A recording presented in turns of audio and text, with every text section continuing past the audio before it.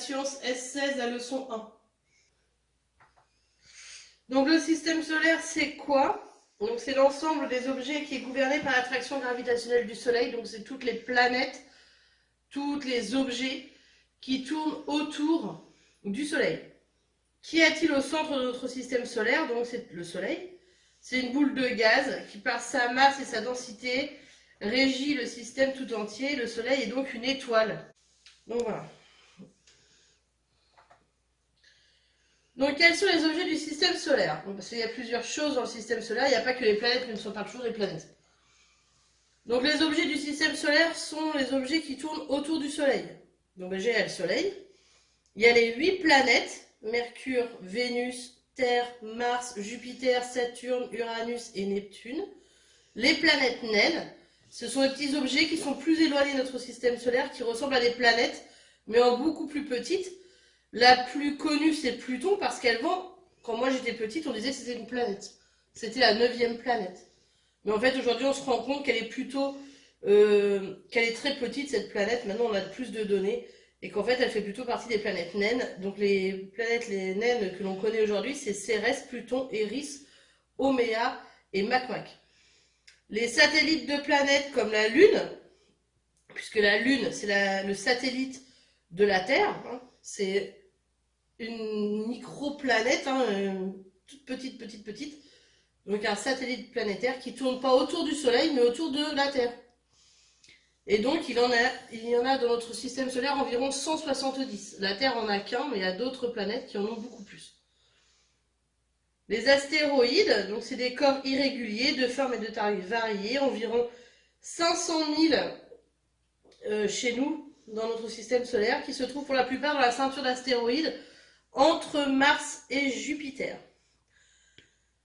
Et au-delà de Neptune aussi, il y a une deuxième ceinture d'astéroïdes.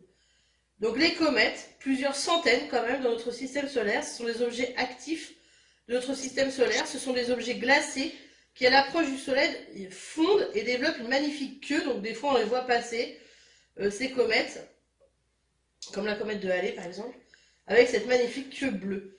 Poussière interplanétaire se trouvant entre les différentes planètes, des poussières et des gaz qui suivent l'attraction du Soleil. Sans oublier les objets amenés par l'homme, par exemple les sondes interplanétaires comme Voyager 1 et 2, Pioneer, Rosetta, et il y en a tout un tas. Les satellites aussi, hein, autour de la Terre par exemple, pour la communication, pour la télévision, etc. Enfin, il y en a tout un tas. Et donc du coup, beaucoup d'objets dans notre système solaire. Voilà pour la présentation du système solaire. Donc le système solaire et ses objets. Donc là, je vous ai remis tout le système solaire un peu en condensé en fait. Et sur ce système solaire, il va falloir retrouve sur ce dessin les différents objets du système solaire. Donc vous cherchez où vous pouvez les mettre et bien sûr, je vais corriger.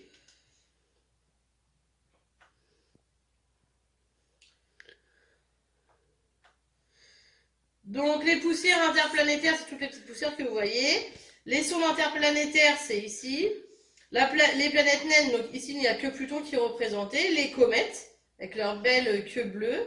Les astéroïdes, avec leurs formes différentes, hein, toutes plus petites ou plus grosses.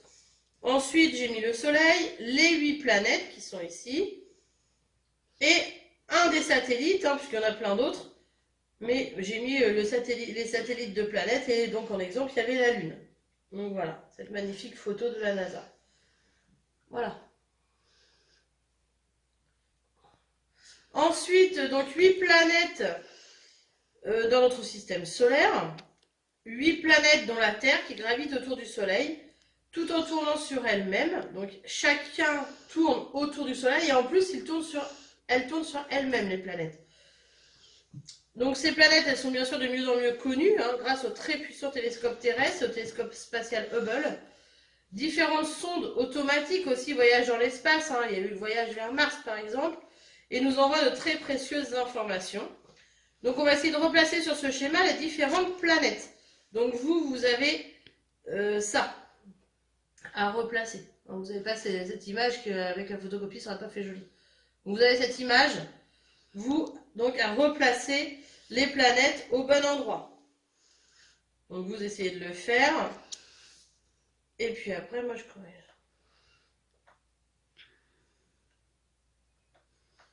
Donc, il y a Mercure en premier, Vénus, ensuite la Terre, Mars, Jupiter. Donc, vous voyez bien Jupiter, l'énorme planète par rapport à la Terre, par exemple. Hein.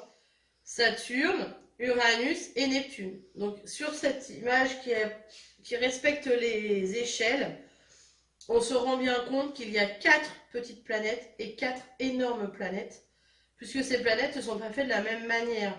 Il y a des planètes ici qui sont gazeuses, donc elles sont beaucoup plus grandes et plus grosses que ces petites planètes, les nôtres, hein, qui sont faites de terre et pas de gaz.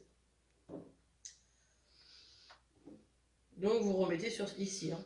Mercure, Vénus, Terre, Mars, Jupiter, Saturne, Uranus et Neptune.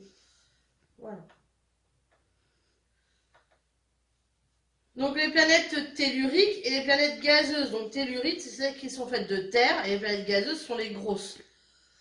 Donc les planètes telluriques sont principalement composées de roches et de métaux et ont une densité relativement élevée. Elles sont très lourdes.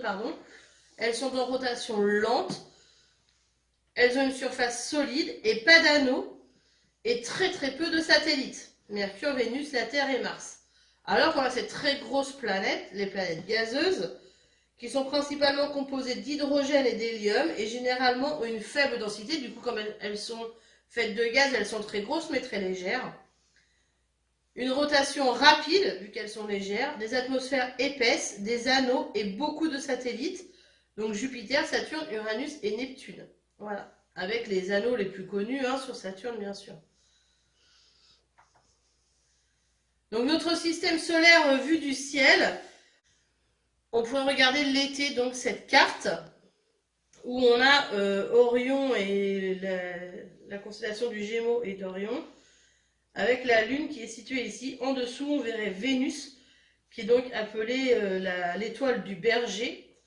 Bien sûr, ce n'est pas une étoile, elle reflète le Soleil comme la Lune en fait. Mais elle émet pas du tout de chaleur. Hein. Saturne, on pourrait voir, et Mercure juste au-dessus. Il faut être très observateur, bien sûr, pour les voir. Hein, avec le soleil couchant. Ici, on pourrait le voir dans du ciel. Donc pour cette première leçon, vous avez les représentations du système solaire, donc les 8 planètes du système solaire à connaître l'univers. Le système solaire est l'ensemble des objets gouvernés par l'attraction gravitationnelle du Soleil. Le Soleil, notre étoile, par sa masse et sa densité, régit le système tout entier. C'est grâce à lui que tout le monde tourne. Grâce à lui qu'on a de la chaleur sur Terre. Sans notre Soleil, on ne pourrait pas vivre. Donc je vous ai remis aussi ce petit schéma dans votre leçon avec les planètes telluriques à apprendre, en Mercure, Vénus, Terre et Mars, et les planètes gazeuses, Jupiter, Saturne, Uranus et Neptune. Donc voilà. Je vous ai mis aussi un petit truc pour se rappeler l'ordre des planètes. Mon voisin très malin joue sur un nuage. Si on se rappelle de ça, mon pour Mercure, voisin pour Vénus, très pour Terre, malin pour Mars, joue pour Jupiter, sûr pour Saturne, 1 pour Uranus et Neptune pour nuage. Mon voisin très malin joue sur un nuage. Ça nous donne Mercure, Vénus, Terre, Mars, Jupiter, Saturne, Uranus, Neptune, si on prend la première lettre de chacun. Voilà. En se rappelant, puisqu'il y a Mercure et Mars qui commencent par la même lettre, mais Mars c'est notre jumelle en fait, hein, donc elle est tout près de nous, alors que Mercure est plus éloigné. Voilà. Voilà pour la première leçon.